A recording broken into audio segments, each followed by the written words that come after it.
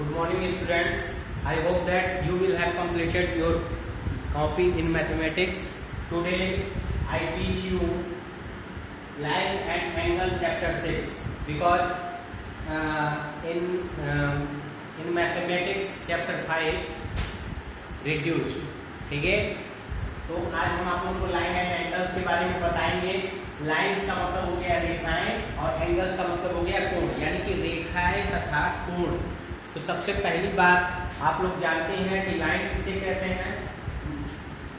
एक सीध में चली जाए, मतलब एक सीध में कुछ दूरी तय करने को ही हम क्या कहते हैं, लाइंस कहते हैं। ठीक है, तो लाइंस में आपको जानते हैं कि इसमें आप किसी भी साइड में बढ़ते हैं, इसमें नो एंडिंग पॉइंट होता है, यानी कि दोनों साइड में ना तो इसमें स्टार्टिंग पॉइंट होता है और ना तो एंडिंग पॉइंट होता है।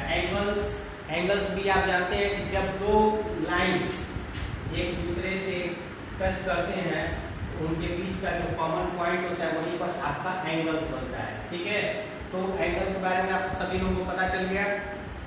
तो एंगल में आप लोगों को मैं बता रहा हूँ कि जैसे ये मान लीजिए एक सीधी लाइन है, इस लाइन पर एक सीधी रेखा पर हमेशा क्या होता है, 180 डिग्री का एंगल बनता है। कितने डिग्री का बनता है, 180 डिग्री का। अब यहाँ से हम एक और रेज आपने मतलब यहाँ पे गिरा दिया, तो अब इसका और इसका सम क्या होगा, यानी कि अगर मान लीजिए यहाँ पे x लिखा है, यहाँ पे y लिखा है, x + y = 180 डिग्री होगा। ठीक है, इससे लीनियर पेयर से। ठीक है, यानी कि एक ही रेखा पर बने दो कोणों का सम क्या होता है, 180 डिग्री होता है। कॉम्प्लीमेंट्री एंगल का मतलब इसको हम एक तरीके से सप्लीमेंट्री एंगल भी बोलते हैं। जब भी दो कोणों का सम अगर 180 डिग्री के बराबर हो जाता है तो हम उसको सप्लीमेंट्री एंगल यानी कि समपूरक कोण कहते हैं। ठीक है, दूसरा होता है कॉम्प्लीमेंट्री एंगल, यानी कि अगर दो एंगलों को हम सम करते हैं और उनकी वैल्यू 90 डिग्री के बराबर आती है, जैसे मान लीजिए 60 और +30 इन दोनों को हमने ऐड किया, कितना आया, 90 डिग्री। तो हम बोल देते हैं कि इन दोनों का सम 90 डिग्री के बराबर आ गया, यानी ये दोनों क्या है, एक दूसरे के कॉम्प्लीमेंट एंगल है। ठीक है, हिंदी में इसे कोटिपूरक कोण भी कहते हैं। अब उसके बाद हम आप लोगों को बताने जा रहे हैं, देखिए जब दो लाइन इंटरसेक्ट करते हैं, जैसे मान लीजिए एक लाइन आपका AB हो गया, दो लाइन हो या लाइन सेगमेंट हो, और दूसरा लाइन आपका CD हो गया। ये दोनों एक दूसरे को पॉइंट O पर कट करते हैं। तो इस स्थिति में वर्टिकली अपोजिट यानी कि आमने सामने के एंगल क्या होते हैं, बराबर होते हैं, यानी कि एंगल AOC यह इक्वल टू होगा एंगल BOC। ठीक है, इसी प्रकार इधर का एंगल AOC ये बराबर होगा BOC के, यानी कि ये वाला एंगल AOC ये एंगल बराबर होगा BOC के, और ये एंगल AOC यहाँ पे D है। ठीक है, तो एंगल AOC यह बराबर होगा एंगल BOD के, इसके बराबर होगा BOD के। ठीक, और इसी प्रकार एंगल AOD यानी कि ऊपर वाला एंगल जो होगा वो नीचे वाले एंगल BOC के बराबर होगा। तो लिख दीजिएगा एंगल AOD यह बराबर होगा एंगल BOC के, और इसको हम बोलते क्या है, वर्टिकली अपोजिट एंगल। आगे समझिए, यानी कि जब भी दो लाइन एक दूसरे को कट करते हैं, इंटरसेक्ट करते हैं, तो उनके बीच एक कॉमन पॉइंट बनता है, और इस कॉमन पॉइंट पर हमेशा क्या होता है, आमने सामने के एंगल इक्वल होते हैं, और इन एंगलों को हम वर्टिकली अपोजिट एंगल्स बोलते हैं। ठीक है, एक सीधी रेखा पर हमेशा 180 डिग्री का एंगल बनता है। इसी पर आपका एक्सरसाइज 6.1 हमको लगाना है। अब आइए एक्सरसाइज 6.1 में हम कुछ क्वेश्चंस देख लेते हैं। एक्सरसाइज 6.1, ठीक है, पहला क्वेश्चन लिखा है, देखिए यहाँ पे फिगर बना हुआ है,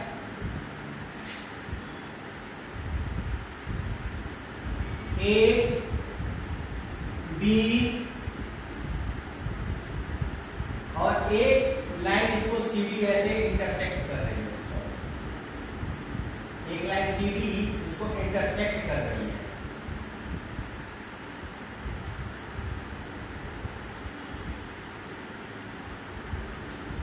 C और D ये इंटरसेक्ट कर रही है, और यहां से एक रे OE गया, एक रे OE इस साइड में गया है ई, और जहाँ पे ये कट हुआ है यहाँ पे ओ हो गया है। क्लियर है? तो देखिए इसमें लिखा हुआ है a b and c d intersect at o, यानी कि यह रेखा ए बी और सी डी एक दूसरे को ओ पर कट कर रहे हैं, इंटरसेक्ट कर रहे हैं। If angle A O c plus b O e, यानी कि ए ओ सी इसका एंड और इसका सम कितने के बराबर है? 70 डिग्री के बराबर है। And B O D is equal to 40 degree, ये बी ओ डी जो है ये 40 डिग्री के बराबर है। तो आपको क्या बताना है? Find the angle B O e and reflex angle C O e. तो सबसे पहली बात बी ओ ई, पहली बात इधर देखिए, आप लिखेंगे सेंस जो चीज दिया है उसको लिख दीजिए। Angle A O C solve कर रहे हैं, पहला क्वेश्चन है, सॉल्यूशन कर रहे हैं। एंगल ए ओ c plus angle B O e, यह इक्वल टू है आपका 70 डिग्री, ठीक है। और उसके बाद एंगल बी ओ डी बराबर दिया है 40 डिग्री, बी ओ डी यह बराबर दिया है 40 डिग्री। तो अभी हमने आपको क्या समझाया? जब दो लाइन एक दूसरे को कट करते हैं तो इस दशा में वर्टिकली अपोजिट एंगल बराबर होते हैं। तो अब लिखेंगे since angle B O D यह बराबर होगा एंगल ए ओ सी के, किसके बराबर होगा? एंगल ए ओ सी, ठीक है, इससे वर्टिकली अपोजिट एंगल से, ठीक है। यानी कि ए ओ सी की वैल्यू कितनी हो गई? 40 डिग्री। तो अब ए ओ सी की वैल्यू आप क्या करेंगे? इक्वेशन फर्स्ट में पुट कर देंगे, इसको इक्वेशन फर्स्ट मान लीजिएगा। तो put the value of angle A O C in equations first, यानी कि इक्वेशंस फर्स्ट में हम पुट कर देंगे। तो अब वहां पे 40 लिख दीजिए, 40 plus angle B O E is equal to 70 degree. तो अब ये 40 को इधर ट्रांसफर कर दीजिए, तो एंगल बी ओ ई बराबर हो जाएगा 70 माइनस 40। तो 70 में से 40 जाएगा तो कितना बचेगा? 40 डिग्री। तो angle B O E is equal to कितने हो गए? 40 डिग्री। ओके, इसको नोट कर लीजिए। बी ओ ई पता चल गया। अब रिफ्लेक्स एंगल सी ओ ई पूछ रहा है, सी ओ ई जरा देख लीजिए, सी ओ और ई ऊपर गया, यानी कि यहां से लेके यहां तक की वैल्यू पूछ रहा है। तो पहली बात सी ओ ई की वैल्यू हम पता कर ले। सी ओ ई कहां? ये। तो आप पहले इसकी वैल्यू पता चल गया। अब लिख दीजिएगा सेंस एंगल ए ओ c plus angle B O e और प्लस एंगल सी ओ ई, ये इक्वल टू होता है 180 डिग्री। इतने की वैल्यू आपको पता है कितना? 70। तो 70 plus angle C O E is equal to 180 degree. Angle C O e की वैल्यू कितनी हो जाएगी? सी ओ ई बराबर हो जाएगा 180 माइनस 70। तो 180 में से 70 सब्ट्रैक्ट कर दीजिए, 0 में से 0 जाए 0, 8 में से 7 जाए 1, 110 डिग्री हो गया किसका? एंगल सी ओ ई की वैल्यू। तो अब आपको रिफ्लेक्स एंगल पता करना है, तो 360 में से इतना घटा दीजिएगा। Reflex angle C O E is equal to 180 minus 100, sorry 360 minus 110, 360 minus 110। तो 0 0 या 0 6 में से बन जाए 5 और 3 में से बन जाए 250 डिग्री का हो गया आपका क्या कहते हैं? रिफ्लेक्स एंगल सी ओ ई। इस प्रकार आपका क्वेश्चन नंबर फर्स्ट कंप्लीट हो गया। एंगल सी ओ ई की value 250 degree, angle B O e की वैल्यू 40 डिग्री। इसको नोट कर लीजिएगा। अब चलिए क्वेश्चन नंबर 2 में बता दे रहा हूं। वैसे चाहे तो आप लोग अगर क्वेश्चन समझ में आ गया तो आप लोग सेल्फ भी सॉल्व कर सकते हैं, क्योंकि आप तो जानते ही हैं कि भाई मतलब इस समय ऑनलाइन क्लास चल रहा है तो बहुत ज्यादा आदमी क्वेश्चन बताएगा, तो 2 से 4 क्वेश्चन बताएंगे, बाकी क्वेश्चन आपको सेल्फ लगाने पड़ेंगे इनके माध्यम से। अब देखिए क्वेश्चन नंबर 2 में क्या कह रहा है। क्वेश्चन नंबर 2 में कह रहा है कि x y and m n intersect at o, यानी कि लाइन एक्स वाई है और एम एन है, ये दोनों एक दूसरे को ओ पर इंटरसेक्ट कर रहे हैं। If angle P O y is equal to 90 degree and a ratio b is equal to 2 ratio 3, find the value of c. तो आपको सी की वैल्यू पता करना है। तो देखिए एक तरफ 90 डिग्री है तो बाकी इधर भी तो आपको 90 डिग्री ही होगा। तो लिखिएगा एंगल सिंस, दूसरे क्वेश्चन के लिए बता रहे हैं, फिगर आप लोग बुक में देख लीजिएगा। Angle P O Y plus angle POX, angle POX is equal to 180 degree. तो इस POI की वैल्यू 90 डिग्री है, रख दीजिए, प्लस POX की जगह पे देखिए क्या क्या है, A और B है, तो A रेशियो B लिखा हुआ है। A की वैल्यू है आपको 2x और B की वैल्यू 3x मान लीजिएगा। A की जगह पे 2x लिख लीजिए और B की जगह पे 3x is equal to 180।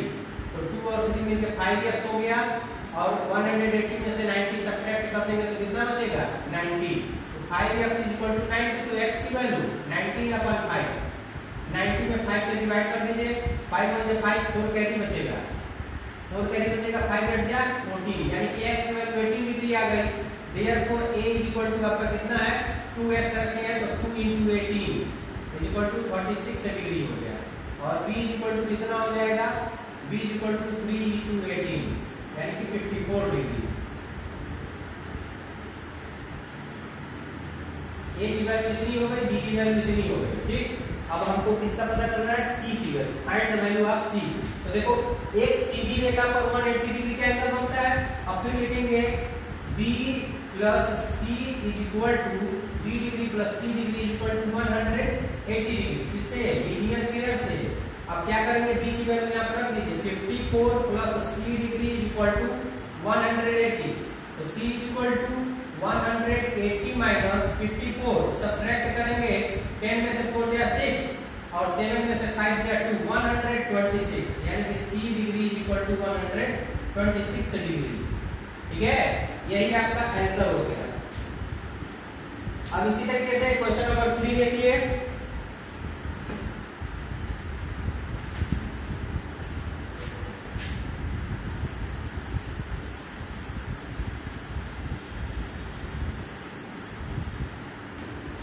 Question number 3 क्या कह रहा है, in figure 6.15 angle PQR is equal to angle PRQ, then prove that angle PQS is equal to PRT। तो देखिए ये फिगर बना हुआ है, इसको प्रूफिंग वाला क्वेश्चन है। देखिए ये फिगर बना हुआ है ऐसे, स्लाइड को थोड़ा आगे बढ़ा लीजिए, ठीक है, ध्यान से देखिएगा क्योंकि ये सॉल्यूशन वाला क्वेश्चन नहीं है, ये प्रूफिंग वाला क्वेश्चन है। थोड़ा सा आप लोगों को दिक्कत जरूर होगा इस क्वेश्चन से, बहुत अच्छे तरीके से समझिएगा।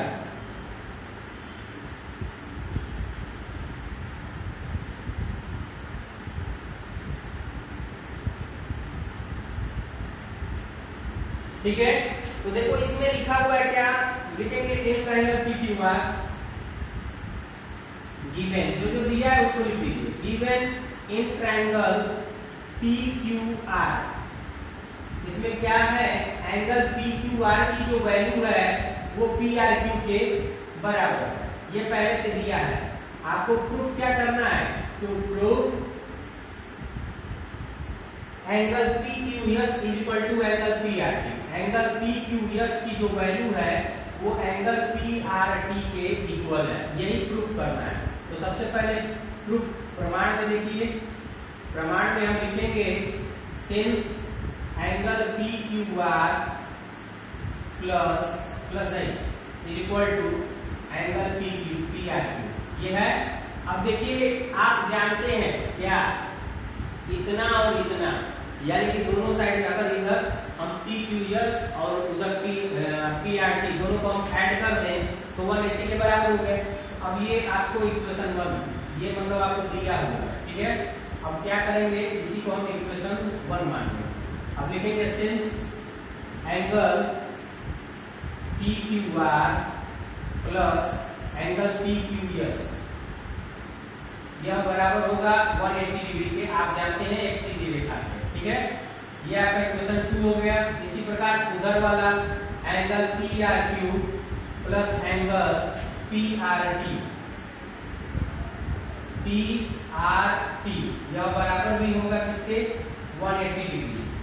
तो हम लिखेंगे from equation first, second and third, यानी कि समीकरण 1, 2 और 3 से।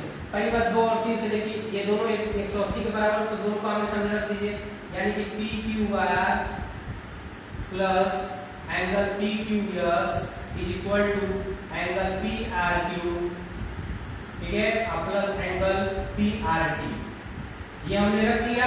अब आप लोग जानते हैं कि ये पी क्यू आर क्या है, पी क्यू आर जो है वो पी आर क्यू के बराबर है, तो पी क्यू आर को यहाँ पे पी क्यू आर ही रहने दीजिए, प्लस पी क्यू एस ही रहने दीजिए, और इधर ये जो पी आर क्यू है इसकी जगह पे आप पी क्यू आर लिख दीजिए, क्योंकि दोनों की वैल्यू जब सेम है तो हम उसकी जगह पे उस मान को हम रख सकते हैं, पुट कर सकते हैं।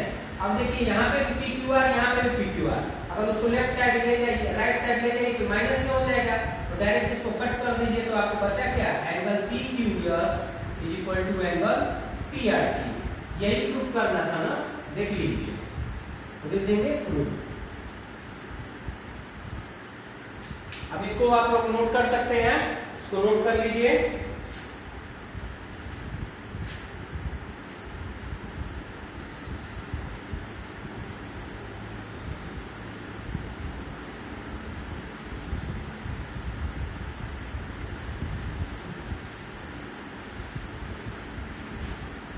इसके बाद देखिए क्वेश्चन नंबर 4, नहीं समझ में आएगा हम क्वेश्चन नंबर 5 और 6 जो होगा वो इन रिटन आप लोगों को भेज देंगे। अभी पहले क्वेश्चन नंबर 4 देखिए। क्वेश्चन नंबर 4 लिखा हुआ है x plus y is equal to w plus z, then prove that angle AOB is line, यानी कि x plus y जो है वो w plus z के बराबर है। आपको बस ये दिखाना है कि AOB एक लाइन है।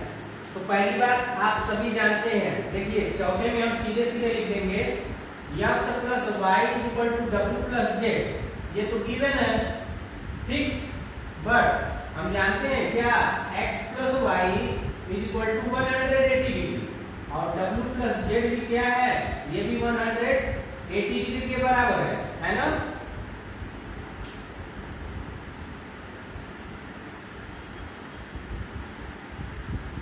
तो ये दोनों एक दूसरे के बराबर हैं, इसी के हिसाब से तो हम x plus y is equal to w plus z, अब इन सबको जोड़ दिया जाए तो क्या हो जाएगा, इक्वेशन 1 और ये इक्वेशन 2, तो लिख सकते हैं x plus y plus w plus z is equal to 180 plus 180, मतलब हमने क्या किया, ऐड इक्वेशन 1 एंड 2, इसको लिख लीजिएगा, ऐड इक्वेशंस 1 एंड 2, जब दोनों को ऐड करेंगे तो इन सभी की वैल्यू कितनी होगी, 360 के बराबर।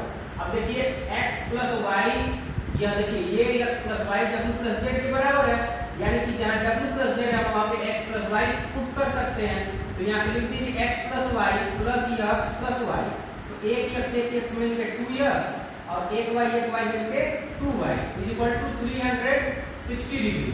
अब क्या करेंगे, यहाँ से 2 कॉमन ले लेंगे, अंदर ब्रैकेट में क्या बचेगा, x plus y is equal to 360। अब इसको इधर ट्रांसफर कर दीजिए, x plus y is equal to 360 upon 2 हो जाएगा, 2 से डिवाइड कर दीजिए तो कितना बचेगा, 180, यानी कि x plus y is equal to 180, therefore angle AOB is a line, AOB is a line,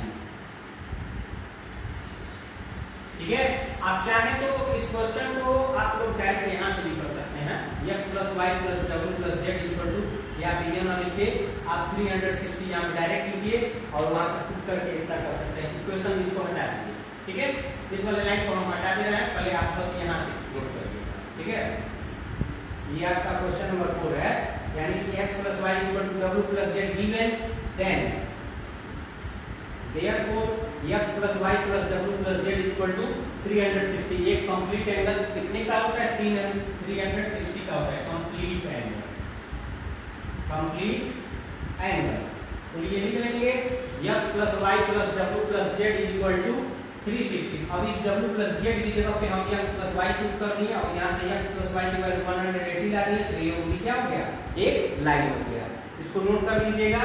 अब इसी प्रकार पांचवा और छठवां जो है मतलब आप लोग को भेज देंगे, सॉल्यूशन इसका भेज देंगे, आप लोग समझ लीजिएगा, दैट्स ऑल। अब नेक्स्ट डे एक्सरसाइज 5.2 पे डिस्कशन होगा। Good afternoon.